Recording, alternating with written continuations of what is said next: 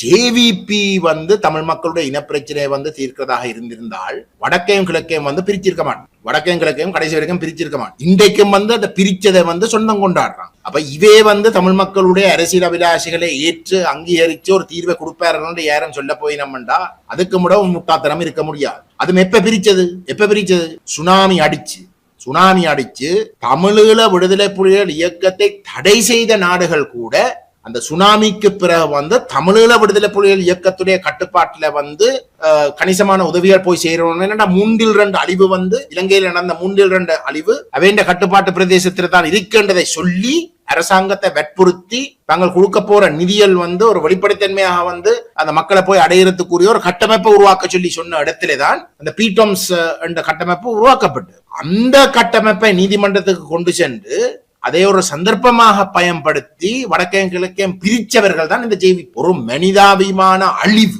மக்கள் அழிஞ்சு போயிருக்கு சரிதானே. அந்த சந்தர்ப்பத்தை பயன்படுத்தி அந்த பாதிக்கப்பட்ட மக்களுக்கு நிதி, சர்வதேச நிதி போய் சேராமல் தடுத்தது. பீட்டோம்ஸை நிராகரிக்கப்பட்டதால அந்த சர்வதேச நிதி ஒன்றுமே போய் சேரை அதை தடுத்ததும், அதை மட்டும் இல்ல சந்தர்ப்பத்தை பயன்படுத்தி வடகிழக்கு பிரிச்சது. தமிழ் மக்களுடைய அடிப்படை கோட்பாடு வடக்கையும் கிழக்கு இணைப்பு. அந்த இணைப்பை உருவாக்குகின்ற பொழுது எங்களுடைய முஸ்லிம் சகோதரர்களுக்கு ஒரு சில நிலங்கள் சார்ந்த பிரச்சனைகள் வரும். அந்த பிரச்சனைகள் தீர்க்கப்படணும், அதில் மாட்டுக்கிறது இல்லை அப்படிங்க சொல்றேன். ஆனால் அந்த வடகிழக்கு இணைப்பண்டது தமிழ் மக்களுடைய தீர்வு சம்பந்தப்பட்ட விஷயத்துல அடிப்படை நிலைப்பாடு. அந்த இணைப்பு என்ற விஷயத்தை ஏற்படுத்தாமல் தமிழருடைய இனப்பிரச்சனைக்கு தீர்வு கிடையாது, அது தீர்வும் இல்லை அப்படிங்க சொல்றேன். அப்ப அப்படிப்பட்ட ஒரு அடிப்படை கோட்பாடாக இருக்கிற ஒரு விஷயத்தை துண்டிக்கிறதுக்கு அவர்கள் செயற்பட்டது என்றால் இவர்கள் தமிழ் மக்களுக்கு ஒரு தீர்வு கொடுப்பார்கள் ஒரு பகல்